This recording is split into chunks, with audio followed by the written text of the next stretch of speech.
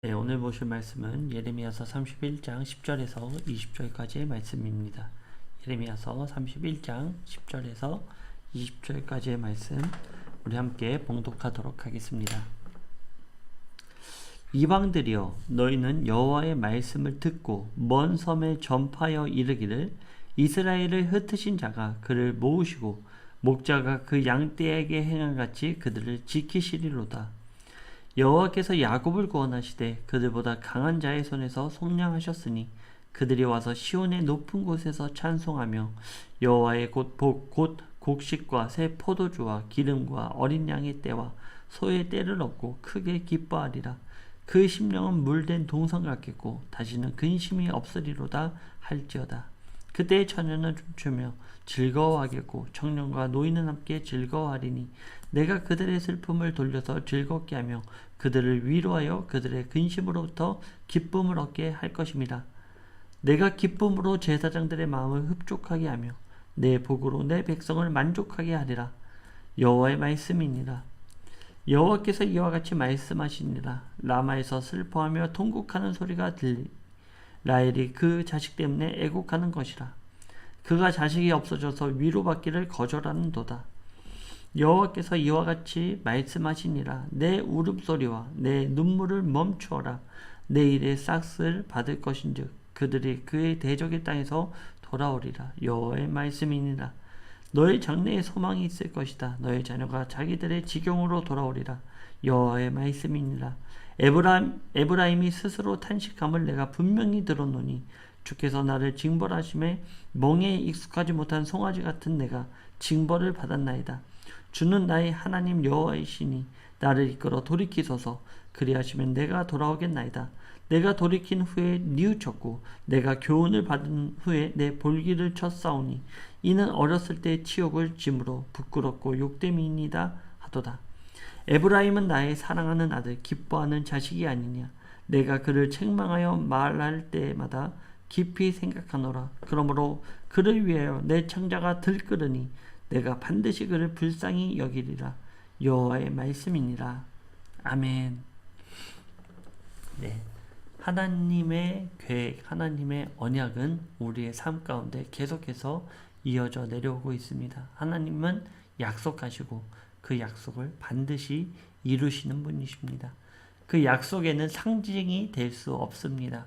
그 약속은 이미 이루어졌지만 우리의 시간 가운데서는 그 약속을 이루어 나가는 과정 가운데 있다라는 사실입니다. 하나님께서는 모든 역사, 하나님은 시간의 지배를 받지 않으시기에 모든 구원의 역사를 이루셨습니다. 그러나 우리는 아직 그 시간에 적용된 인생을 살아가고 있기 때문에 우리는 그 구원의 역사를 이루어 나가는 현재의 과정 가운데 있다라는 것이죠.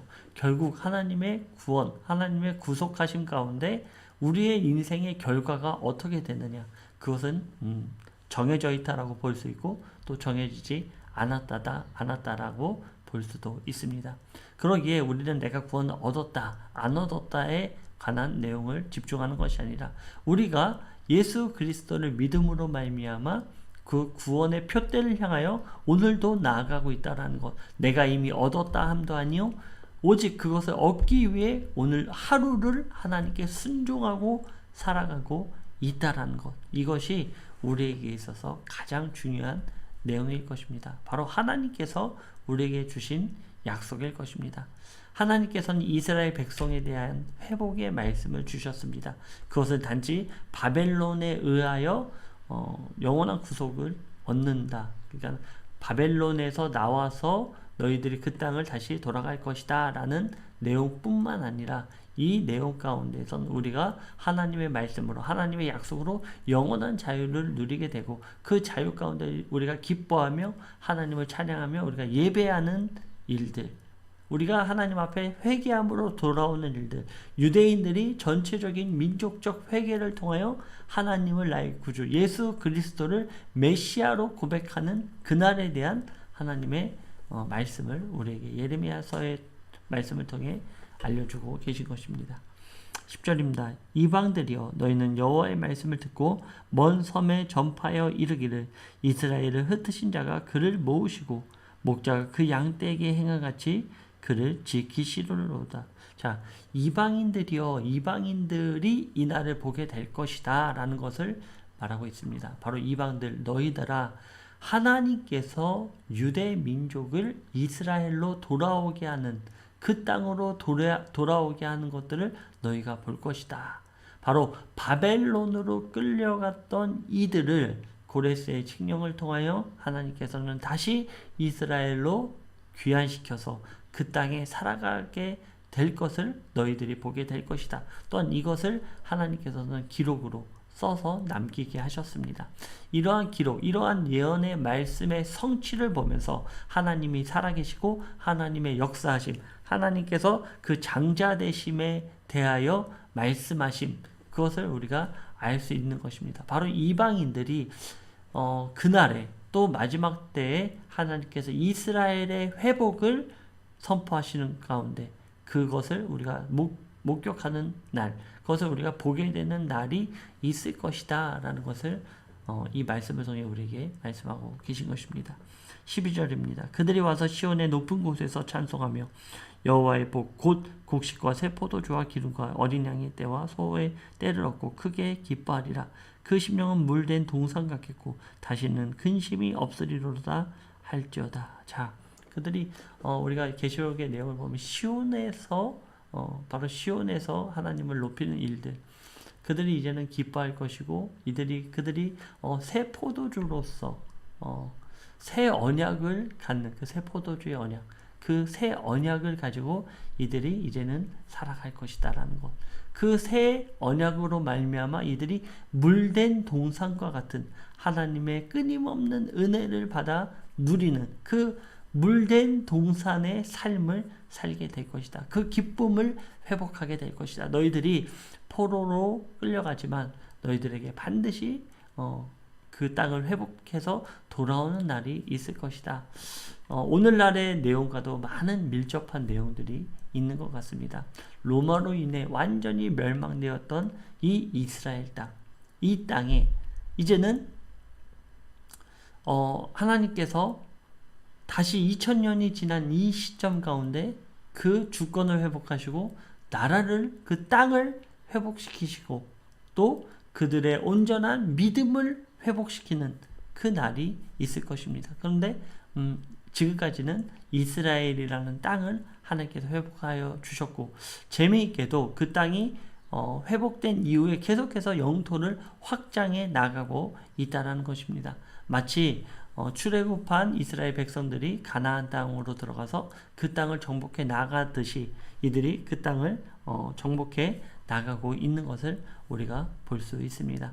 결국에는 이들이 예수 그리스도 그 새 언약을 받아들이는 그날에 물된 동산과 같은 그 은혜, 끊이지 않는 하나님의 은혜 가운데 이들이 회복되어질 것을 우리에게 보여주고 있는 것입니다.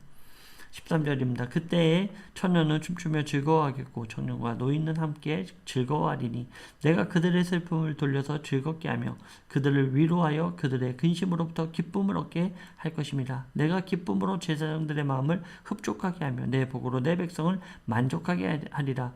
여호와의 말씀이니라. 그때는 기쁨이 회복된다는 것입니다.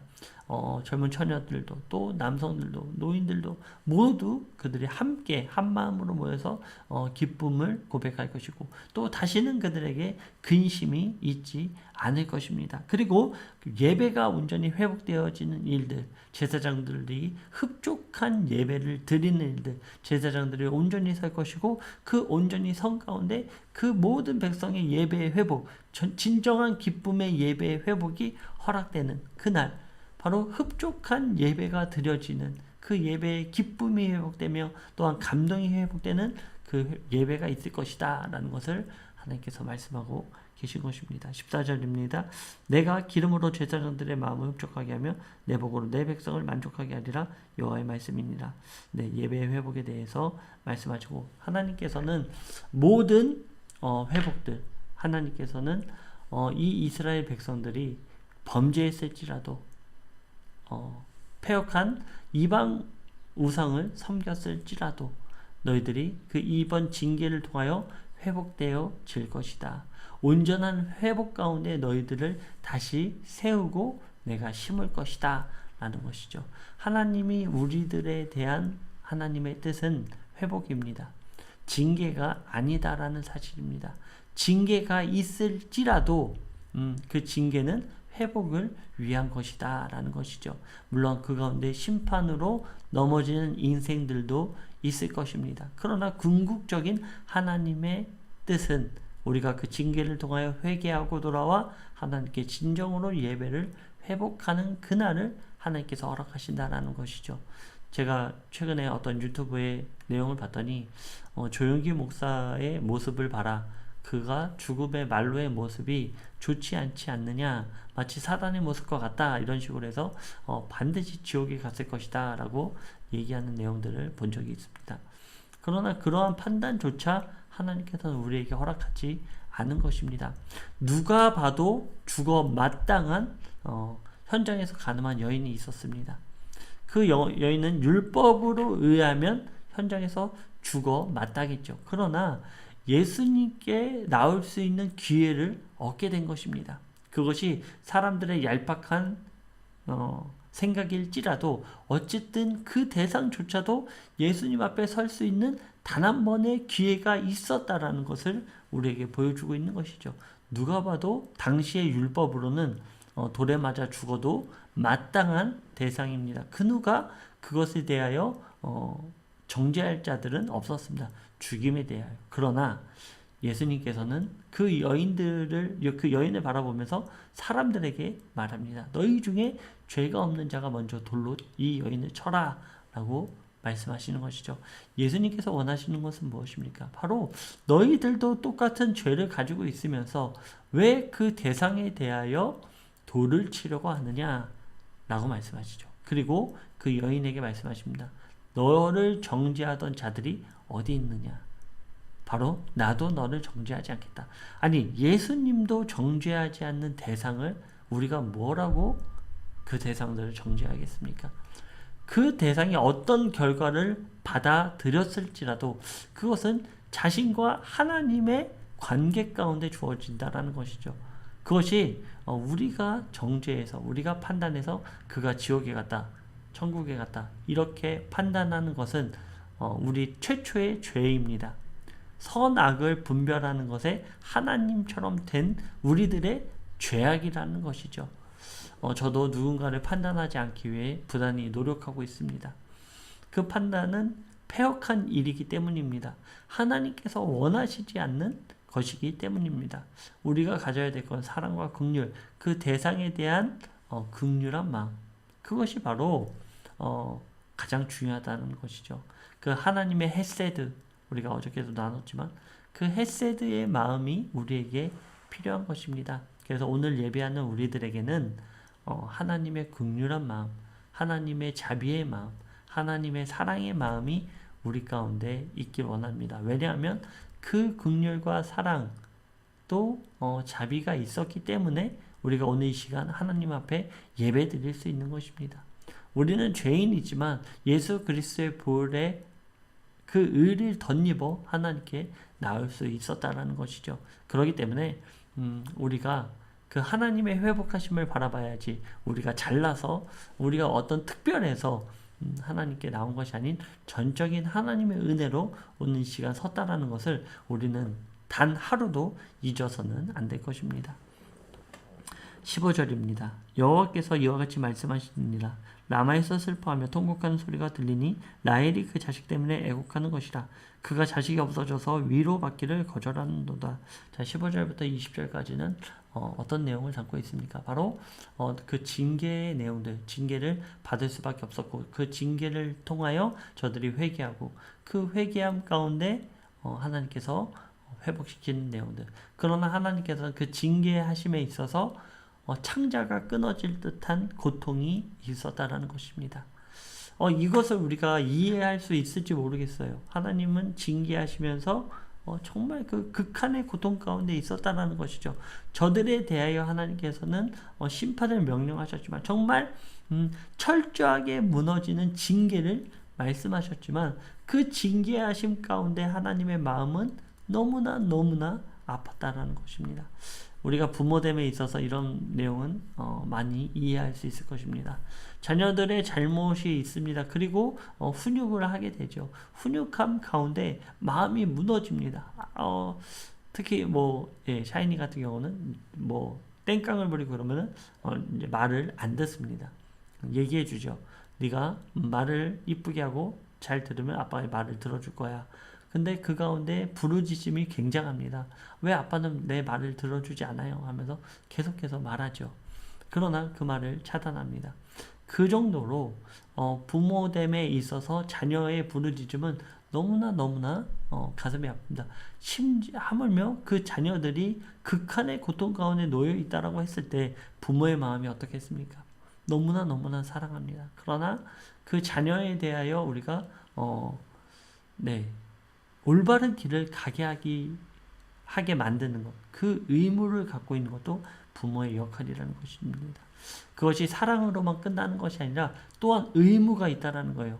한 영혼으로서, 한 지체로서, 하나의 사회의 구성원으로서 살아감에 맞게 만드는 것들. 그것이 부모의 역할이라는 것이죠. 부모의 의무라는 것입니다. 그 의무를 소홀히 해서도 안 된다는 것이죠. 왜냐하면 그 자녀가 무너지기 때문입니다. 그것은 사랑의 표현이 아니기 때문입니다. 네, 이 15절의 내용은 바로 마태복음 2장 18절의 내용을 마태복음 2장 18절에서 이 내용을 그대로 쓰고 있죠. 이때가 어떤 통곡함입니까? 바로 베들레헴의 2살 아래의 자녀들이 죽게 되는 그 극한의 고통 가운데 있음을 나타내고 있죠. 이때 라마라는 곳이 어디입니까? 바로 라마는 북동쪽으로 8km에 떨어진 그 라마에서 사람들을 모아가지고 저들을 바벨론 포로로 끌어갔습니다. 그러니 그때 모였던 많은 사람들이 끌려가는 것을 바라보면서 얼마나 많은 탄식이 있었겠습니까? 얼마나 많은 아픔이 그들에게 있었겠습니까? 그 내용에 대해서 얘기하고 있습니다. 16절입니다. 여호와께서 이와 같이 말씀하시니라. 내 울음소리와 내 눈물을 멈추어라. 내일의 싹을 받을 것인즉 그들이 그의 대적의 땅에서 돌아오리라. 여호와의 말씀이니라. 그렇게 했을지라도 너희들이 그 싹을 받을 것이다. 그리고 돌아올 것이다. 포로로 끌려갔던 그들이 그 세대가 돌아올 것이기 때문에 너희들 눈물을 멈추라는 것입니다. 이제는 슬퍼하는 것을 멈추고 하나님의 회복하심을 바라봐라 라는 것이죠. 17절입니다. 너의 장래에 소망이 있을 것이라. 너의 자녀가 자기들의 지경으로 돌아오리라. 여호와의 말씀이니라. 네, 하나님께서는 자기의 장래에 소망이 있을 것이고 너의 자녀가 자기들의 지경으로 돌아올 것임을 말씀하고 있는 것입니다. 회복을 말씀하고 있는 것이죠.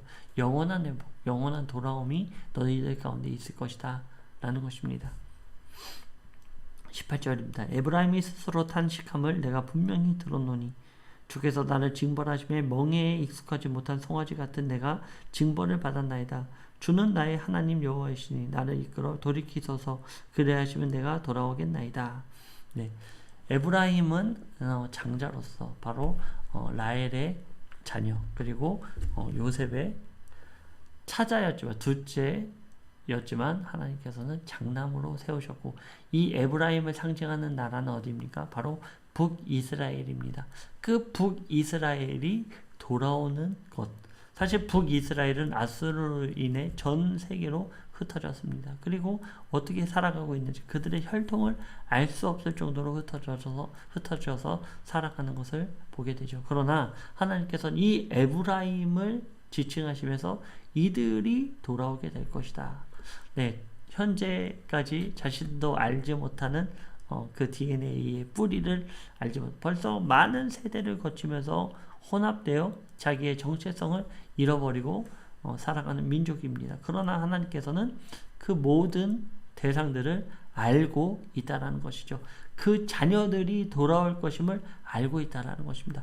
인간들은 모를지라도 하나님은 그 세대, 그 에브라임 족속, 그러니까 그 10지파의 모든 족속들의 뿌리를 알고 있고 그 뿌리의 역사를 하나님께서 꿰뚫고 계신다라는 것입니다. 그들은 멍에를 매는 것, 하나님의 말씀에 멍에를 매는 것을 싫어했습니다. 그렇기 때문에 하나님께서는 징계를 하신 것이죠. 그리고 그들이 이제는 돌아와서 회개하는 내용들을 담고 있는 것입니다. 바로 이러한 역사 언제 이루어지겠습니까? 마지막 때에 하나님께서 백성들을 회복시키시고 말씀을 회복시키시고 예수 그리스도가 오실 그때에 하나님께서는 이러한 회복을 이들에게 주실 것입니다. 바로 예수 그리스도로 말미암아 이들이 회복되어 질 것입니다.